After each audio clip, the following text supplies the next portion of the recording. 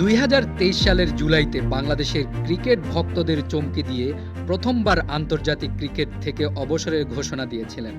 নাটকীয়ভাবে একদিন পরই তৎকালীন প্রধানমন্ত্রীর অনুরোধে তিনি ফের ক্রিকেটে ফেরার ঘোষণা দেন।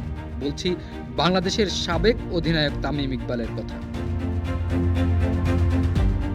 ২০১৮ সালে এশিয়া কাপের প্রথম ম্যাচে শ্রীলঙ্কার বিপক্ষে আঙুলের চোট নিয়ে খেলতে নেমে কোটি ভক্তের হৃদয় জিতেছিলেন যিনি, অনেক জল্পনা কল্পনা শেষে অবসরের ঘোষণায় তিনি ভাঙলেন তাদের মন।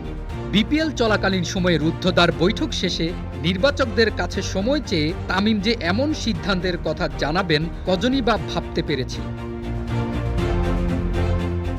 ২০২৩ সালে বিদায়ের ঘোষণা জানিয়ে আবারও আন্তর্জাতিক ক্রিকেটে ফিরলেও এরপর আর খেলা হয়নি তামিমের। সর্বশেষ ওয়ানডে বিশ্বকাপের দল থেকে তিনি সরিয়ে নেন নিজেকে। এরপর থেকে তার জাতীয় দলে ফেরার সময় নিয়ে অনিশ্চয়তার পেন্ডুলাম দুলছিল।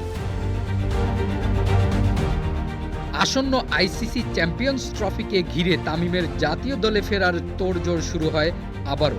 সেই পরিস্থিতিতেই দ্বিতীয় দফায় চূড়ান্ত সিদ্ধান্তটি জানিয়ে দিলেন তামিম। সম্প্রতি চলমান বিপিএলে বরিশাল ও রংপুরের খেলাকে কেন্দ্র করে সমালোচনার সম্মুখীন হন তামিম ইকবাল। হঠাৎ টিভি পর্দায় দেখা যায় তামিম ইকবাল উত্তেজিত হয়ে তেড়ে যাচ্ছেন রংপুরের ইংলিশ ব্যাটসম্যান অ্যালেক্স হেলসের দিকে, যা দুঃখজনক আচরণ বলে মন্তব্য করেছেন নেটিজেনরা।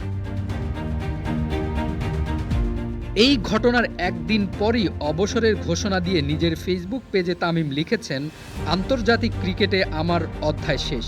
অনেক দিন ধরেই এটা নিয়ে ভাবছিলাম। এখন যেহেতু সামনে চ্যাম্পিয়ন্স ট্রফির মতো বড় একটি আসর, আমি চাই না আমাকে ঘিরে আবার আলোচনা হোক এবং দলের মনোযোগ ব্যাহত হোক। এ সময় কিছুটা আবেগপ্রবণ কথাও লিখেন তিনি। তামিম তার স্ট্যাটাসে লিখেছেন, আমার ছেলেও তার বাবাকে আবার দেশের জার্সিতে খেলতে দেখতে চায়। ছেলেকে বলছি, তুমি যেদিন বড় হবে সেদিন বাবাকে বুঝতে পারবে।